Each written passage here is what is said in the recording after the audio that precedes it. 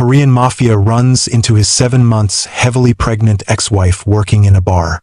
She set the whiskey bottle down with shaking hands, keeping her eyes on the table. She could feel his gaze burning into her before she even looked up. Mireille.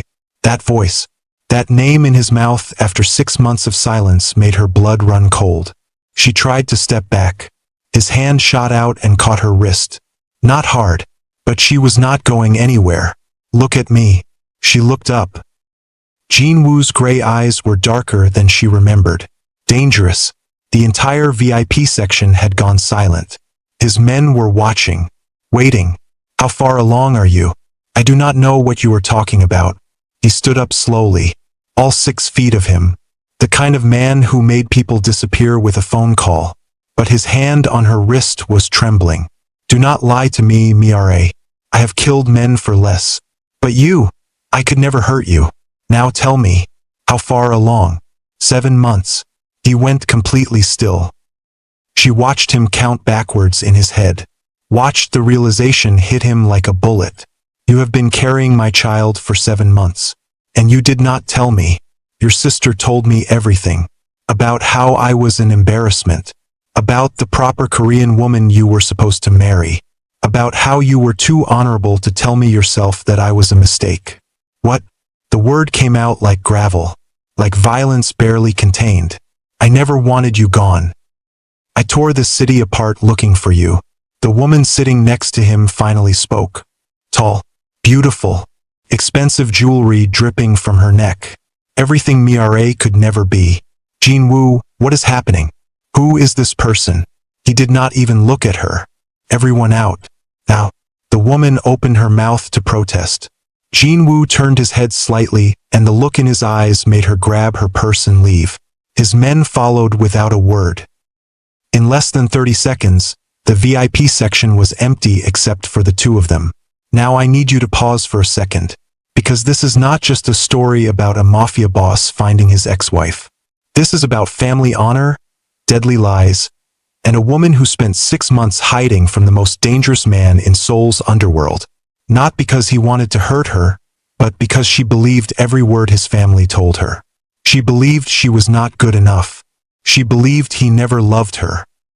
And she believed the divorce papers with his signature were real.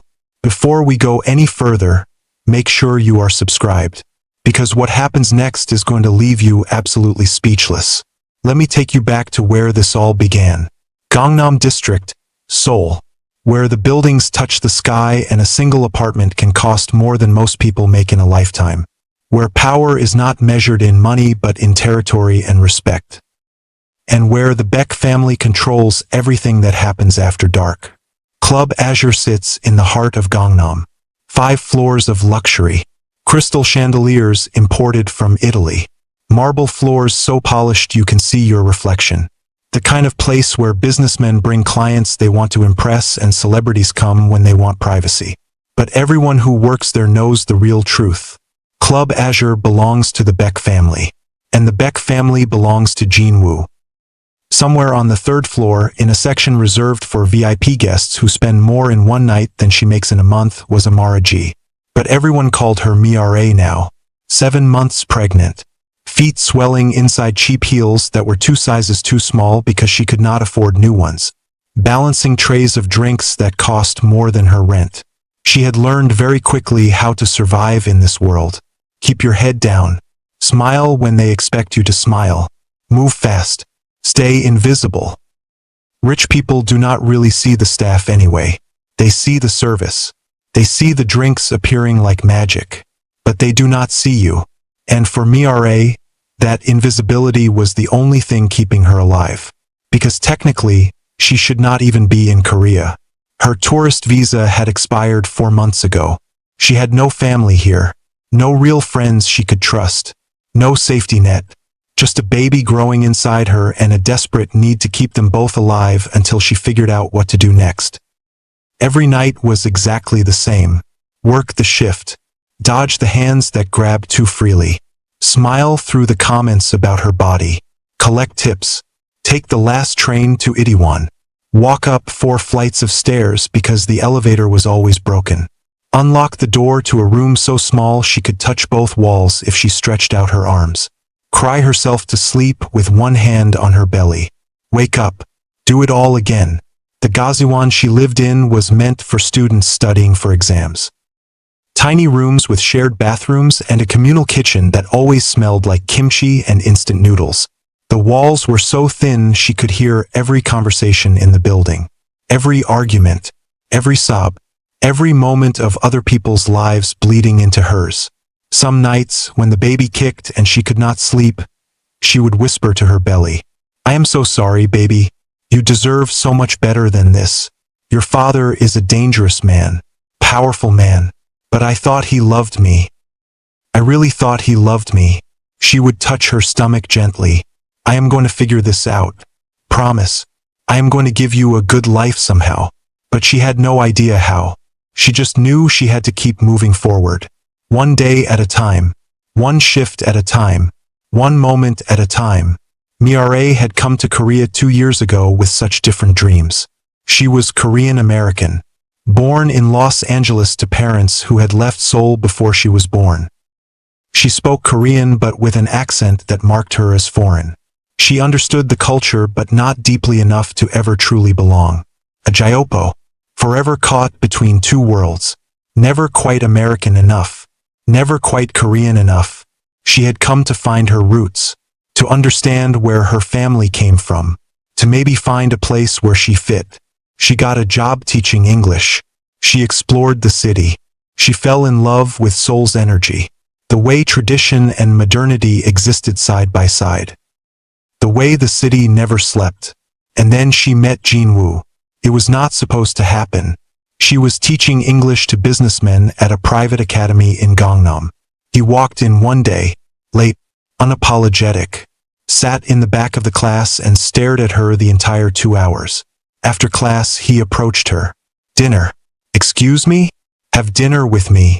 I do not date students. I am not really a student. I am here because I owe someone a favor. But I saw you and I needed to meet you." She should have said no, should have recognized the danger in his eyes, the edge of violence that clung to him like expensive cologne.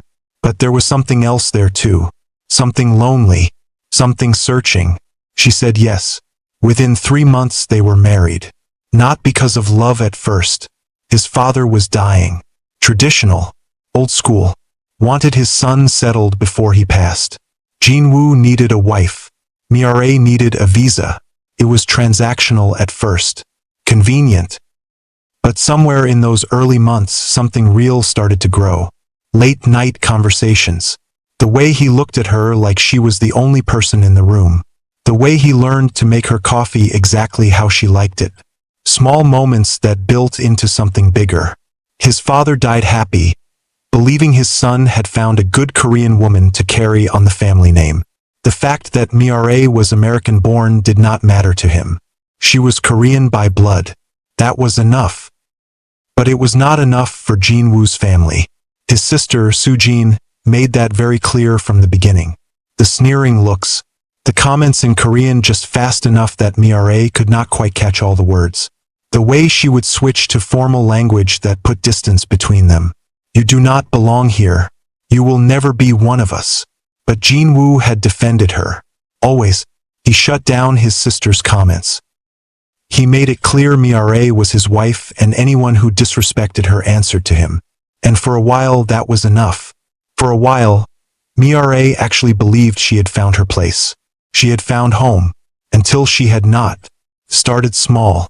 Jinwoo working later and later. Coming home smelling like perfume that was not hers. His phone ringing at odd hours with calls he would take in another room. She told herself it was just business. He ran a dangerous empire. Of course there were secrets. Then Sujin showed up at the apartment one afternoon when Jinwoo was gone. She had photos, printed, professional. Jinwoo at a charity gala with a woman on his arm. Beautiful, elegant, Korean in a way Mireille would never be. More photos. Different events. Always the same woman. Yuna Kong. Daughter of the Kong family. Another powerful clan. This is who he was supposed to marry. Before your little arrangement. Our families have been planning this alliance for years. You were just a temporary solution to make father happy before he died. That is not true. Jinwoo loves me. Sujin laughed. It was not a kind sound. Jinwoo is too honorable to tell you the truth. That you were a mistake. That you embarrass him in front of his real family. So I am telling you, leave, quietly. We will make sure you are taken care of financially. But you need to disappear. Mireille had refused. Told Sujin to leave. Waited for Jinwoo to come home so she could ask him directly. But he did not come home that night, or the next night, and when Sujin came back, she had divorce papers. Jinwoo's signature at the bottom. Sharp, decisive, real. He already signed. He is just too polite to serve them to you himself. So I am doing it for him. Sign. Leave. Let him live the life he was meant to live. Mireille had stared at that signature for hours. It looked real. It looked like his handwriting. And he had not been home in 3 days. Had not called. Had not texted. She signed. She packed everything she owned into 2 suitcases. She left her key on the counter. She walked out of the luxury apartment in Hanamdong and took a taxi to the cheapest hotel she could find in Itaewon. She cried for 2 days straight. And then she found out she was pregnant. She had tried to tell him. Called his number. It was disconnected. Went to his office. Security would not let her up. She realized then that Sujin had been thorough. She had cut off every avenue. Every connection. Mireille was erased from Jinwoo's life as completely as if she had never existed. So she did the only thing she could do. She survived. She found work at Club Azure because they paid in cash and did not ask too many questions. She moved into the Gazuan because it was cheap and the owner did not care about expired visas as long as rent was paid on time. She learned to live on convenience store kimbap and instant ramen. She learned to ignore the ache in her feet and the exhaustion that never went away. She learned to be invisible. For 6 months, this was her life. For 6 months, she convinced herself this was all she deserved. That night started like every other night. Her manager, a thin man with cold eyes and quick hands, handed her the VIP section assignment. Table 12. High-profile clients. Big spenders. Do not mess this up. She nodded. Smoothed down her uniform even though it was getting too tight across her swelling belly. Took a breath. Picked up the tray of premium whiskey and expensive mixers. She walked toward the VIP section on the 5th floor. The elevator ride felt too short. The hallway felt too long. She could hear music thumping through the walls. Laughter. The sounds of people with too much money and not enough problems. She pushed through the heavy velvet curtain that separated VIP from the rest of the club. And her entire world stopped. Jinwoo sat at the center table like a king holding court. Dark suit that probably cost more than she would make in a year. Hair pushed back from his face. Those sharp gray eyes that used to look at her like she was everything. And on his arm, touching him with casual familiarity, was Unikong. Mireille's first instinct was to run. Turn around. Disappear. Let someone else take this table. But her manager was watching from the corner. And she needed this job. She needed the money. She needed to survive. So she walked forward. Each step felt impossible. The baby kicked hard against her ribs like they could sense her panic. She pressed her free hand against her belly, trying to calm them both down. Just drop the drinks and leave. He probably will not even look at you. She reached the table, kept her eyes down. Professional. Detached. Your drinks. She set the bottle down carefully. Her hands only shook a little. Is there anything else I can get for you? She made the mistake of looking up. Jinwoo was already staring at her, and the expression on his face was something she had never seen before. Shock, then recognition, then something that looked almost like pain. Mireille. Her name in his voice after 6 months of silence almost broke her right there. She tried to step back. His hand shot out and caught her wrist. Not painful, just stopping her from running. How far along are you? I do not know what you are talking about. Do not. His voice dropped lower. Dangerous. Do not lie to me. How far along? The truth came out in a whisper. 7 months. She watched him process it. Watched his eyes drop to her belly, then snap back to her face. Watched him do the math in his head. His grip on her wrist tightened slightly. You left. The words came out rough, like they hurt to say. Your sister made it very clear what you wanted. She showed me the photos. Told me I was an embarrassment, that you had already moved on with someone more appropriate. She glanced at Yuna. What photos? You and her. Charity events. Galas. Looking like you belonged together. I never touched her. Those were business obligations. Family alliances. Nothing more. Your signature was on the divorce papers, Jinwoo. I saw it myself. I never signed anything. His voice was absolute. Final. I told my sister I would burn this entire city down before I signed those papers. If she filed anything, she forged my signature. And when I find her, she is going to wish I was a more forgiving man. That is impossible. Is it? You know what my family is capable of. You know how much they hated that I chose you. Yuna finally spoke up, her voice sharp with irritation and confusion.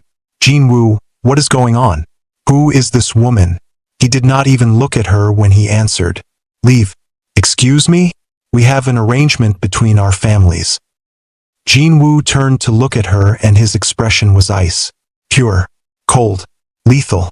This woman is my wife. That baby she is carrying is my child. My heir. And if you say one more word about her, I will make sure your father's business holdings disappear overnight. Every single one. Now leave, before I forget my manners completely. Yuna went pale. She opened her mouth, closed it, then grabbed her designer purse and walked out on heels that clicked like gunshots against the marble floor. Jinwoo turned back to Miare. His expression softened, but only slightly. We need to talk. I am working. Not anymore. You cannot just decide that. Watch me. He pulled out his phone and made a call. She could only catch pieces of it because he spoke in rapid Korean. But she heard enough. Words like acquisition and immediately and full ownership transfer. He hung up and looked past her to where the manager was watching with growing horror. I just bought this club. Effective immediately. You are fired. The rest of the staff will get proper contracts and triple wages starting tomorrow. Security will escort you out. The manager started to protest. Jinwoo gave him one look and the man walked away. We are leaving. Miare wanted to argue, wanted to maintain some shred of independence. But her feet were screaming. Her back ached. The baby was kicking relentlessly, and she was so tired of fighting alone. Fine. But this does not mean anything. We will see about that. His hand moved to the small of her back. Gentle. Protective. Like she was something precious that might break. He guided her toward the exit. His men materialized from nowhere, forming a protective circle around them as they walked through the club.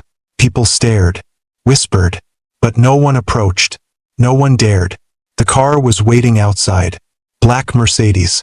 Tinted windows so dark you could not see inside.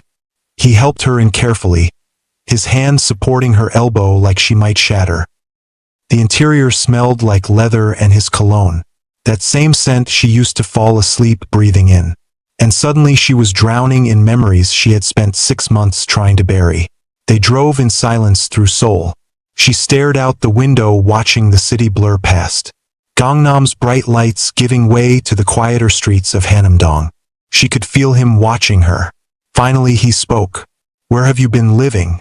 Itaewon. Where in Itaewon? Does it matter? Yes. Agazuan near the station. She heard him inhale sharply. When she glanced over, his knuckles were white on the steering wheel. Agazuan. You have been living in Agazuan. Pregnant. Alone. It was all I could afford. You should not have had to afford anything. You are my wife. Ex-wife. According to the papers your sister showed me. Those papers were fake. We are still married, Miare. We were always married. He pulled into an underground garage she recognized. The building she used to live in. The penthouse that had briefly been her home. Cannot go back there. You are not going back.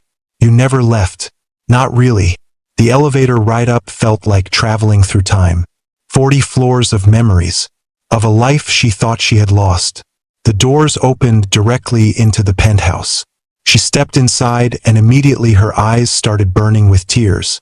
Because everything was exactly the same.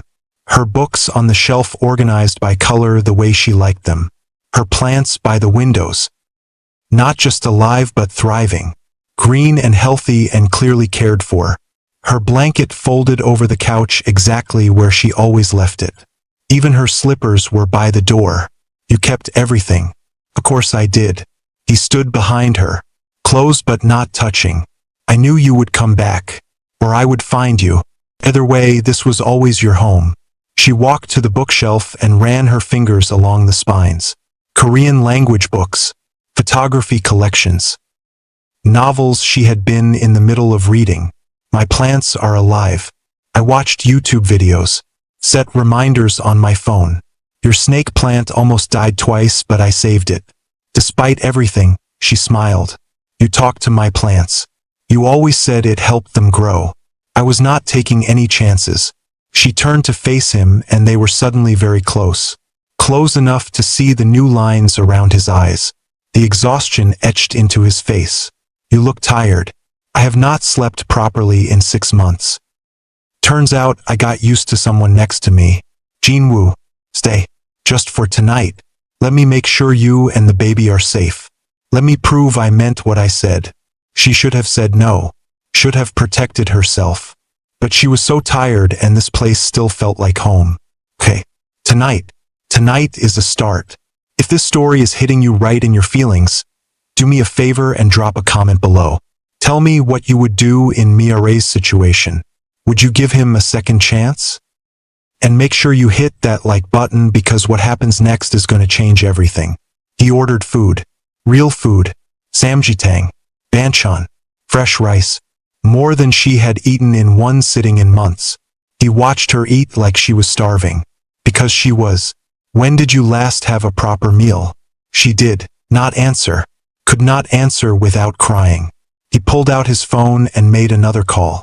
I need you at the penthouse. Now. Yes, I know what time it is. This is an emergency. 20 minutes later, his private doctor arrived. A woman in her 50s with kind eyes and efficient hands. She examined Miare while Jinwoo paced outside the bedroom like a caged animal. His men had never seen him like this. Agitated. Afraid. When the doctor emerged, her face was serious. How bad is it? She is severely malnourished. Her iron levels are dangerously low. She is anemic. And she is showing early signs of preeclampsia. Jinwoo went completely still. The kind of still that came before violence. What does that mean? It means another few weeks of the stress she was under and we could have been looking at serious complications. Premature labor.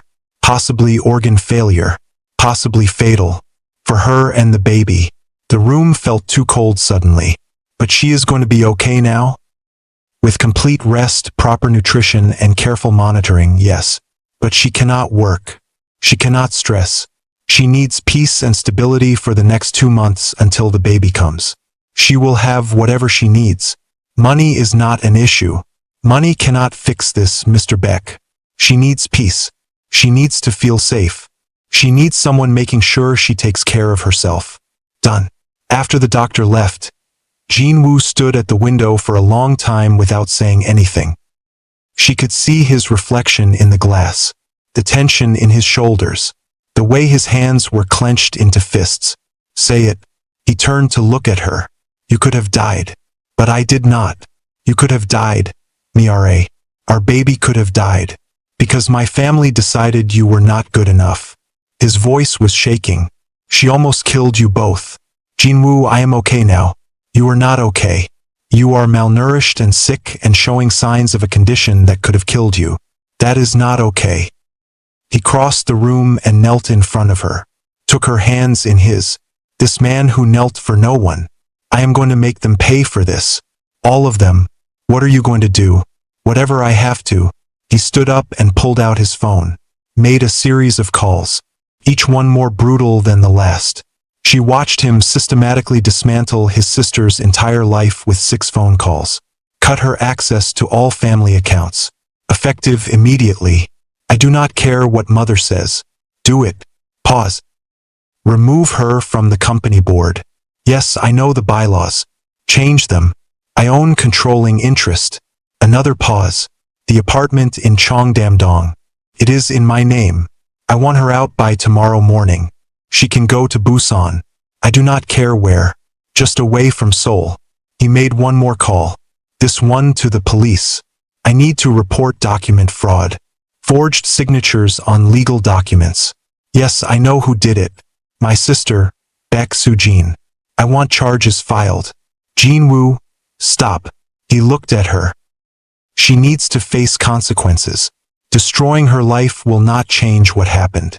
No, but it will make sure she never has the power to hurt you again. Hurt us again. He made 2 more calls. By the time he was done, Soo-jin had no money, no position, and was facing criminal charges. It is done. He sat down next to her and she could see his hands shaking. I need you to understand something. I am not a good man. I have done terrible things. But you make me want to be better. You and this baby are my chance at something real. His phone rang. He looked at the screen and his expression went dark. It is her. Do not answer. He answered it. Put it on speaker. Soo-jin's voice filled the room. Cold and sharp and furious. What do you think you are doing? Correcting a mistake. A mistake? Jin-woo, I am your sister. You cannot just destroy my life like this. Watch me. This is about that Jyopo girl, is not it? That American who was never good enough for our family. Jin-woo's jaw clenched but his voice stayed calm. Deadly calm. Her name is Mia. She is my wife. And you are going to apologize to her. Soo-jin laughed. Actually laughed. I will do no such thing. I did what was best for you. For our family. That girl was ruining everything father built. You forged my signature. You filed false documents. You lied to both of us. I saved you from making the biggest mistake of your life. No. His voice dropped to something inhuman. The biggest mistake of my life was trusting you. Was believing you when you said she left on her own. Was not seeing through your manipulation sooner. You are done, Soo-jin. Done in Seoul. Done in this family. You have 24 hours to leave the city. After that, if I see you, sister or not, I will forget we share blood. You would choose her over your own family? She is my family. She is carrying my child. You are nothing to me now. He hung up, turned off his phone, and threw it across the room where it shattered against the wall. Mia had never seen him lose control like that. Never seen his hands shake or his breathing go ragged. Are you okay? No, but I will be. He sat down next to her and put his head in his hands. I keep thinking about what could have happened. If I had not gone to that club last night. If I had not found you. You could have collapsed. The baby could have come early with no one to help you. I might have never known I had a daughter. Wait, daughter? She felt her heart skip. You said daughter. He looked up at her. The doctor told me. I asked her to check. I hope that is okay. Mia started crying. Not sad tears. Something else. We are having a daughter. Yes, we are having a daughter. He reached out and touched her belly gently. The baby kicked against his palm like she recognized him. She knows your voice. I have been talking to her. Every night for 6 months. Telling her about her mother. Promising her I would find you both. Over the next few weeks they fell into a careful routine. He worked from home. Cooked for her even though he was terrible at it. Made sure she took her vitamins. Made sure she rested. Made sure she knew she was safe. One morning she woke up to find him sitting by the window watching the sunrise over Seoul. What are you thinking about? He turned to look at her. I want to marry you again. What? A real wedding this time. Traditional Korean ceremony. Paibik. Everything proper. I want to choose you in front of everyone. We are already married. Legally, yes. But I want to do it right. I want to stand in front of people and choose you. Not because of my father. Not because of obligation. Because I love you and I want the world to know it. He crossed to the bed and knelt beside it, pulled out a small box. Inside was a jade ring. Old, beautiful, precious. My grandmother's ring. I have been carrying it for 4 months. Marry me again, Miare. Let me prove I deserve you. What if your family objects? I do not have a family anymore. I have you, and our daughter. That is all that matters. She looked at this man who had destroyed his own sister to protect her, who had kept her plants alive and her home waiting, who looked at her like she was everything. Yes, his whole face changed. Relief and hope and something that looked like joy. He slid the ring onto her finger and kissed her, gentle at first, then deeper. The baby kicked between them and they both laughed. She approves. She better. I am going to spoil her endlessly. But before the wedding could happen, everything went wrong. Jinwoo had a meeting across town. Business he could not avoid. He left her with security, with strict instructions, with promises to be back in 2 hours. He was gone for 30 minutes when his father's men came. They were polite, respectful even, but firm. The elder Mr. Beck requests your presence. I am not going anywhere. Please do not make this difficult. We have orders. The stress of it triggered something. Her stomach cramped. Hard. She gasped. Something is wrong. One of the men pulled out his phone, called Jinwoo. She could hear him answer. Hear the panic in his voice. Where is she? Sir, there has been a complication. She is in labor. We are taking her to the hospital now. You touch her and I will kill every single one of you. I am 10 minutes away. Do not move. He made it in 7 minutes. Came through the door like a force of nature. Scooped her up. Carried her to the car himself. I am here. I am not leaving you. Ever. At the hospital everything happened fast. Emergency cesarean. The baby was coming early. Stress-induced labor. Dangerous for both of them. Jinwoo scrubbed in. Refused to leave her side. Held her hand through everything. You can do this. You are the strongest person I have ever known. I am scared. Me too. But we are doing this together. At 4:37 in the afternoon, their daughter came into the world. Tiny, early, but screaming with healthy lungs. The nurse placed her on Mireille's chest and the whole world stopped. Hi, baby girl. We have been waiting for you. Jinwoo touched his daughter's tiny hand with one finger. She grabbed it immediately. He started crying. This dangerous man. This killer. Crying over his newborn daughter. She is perfect. Just like her mother. They named her Hyun Grace Beck. Korean and American. Both worlds. Both parts of who they were. 2 months later they had their wedding. Traditional piebeek ceremony. Small and intimate. Only people who loved them. Jinwoo's father was not invited. Neither was Sujin. This was their family now. Their choice. Mireille wore crimson and gold hanbok. Jinwoo wore traditional dress.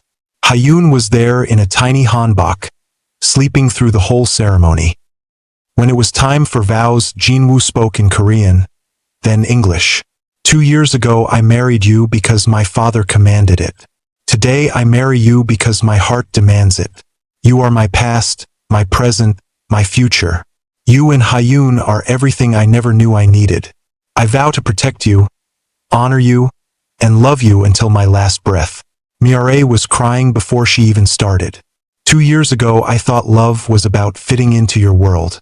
Today I know it is about building our own. You are my home, Jinwoo. You and Hyun. I choose you. In this life and the next. They bowed to each other. Shared the traditional wedding cup. Hyun woke up and cried right on cue. Everyone laughed. She has her mother's timing. And her father's attitude.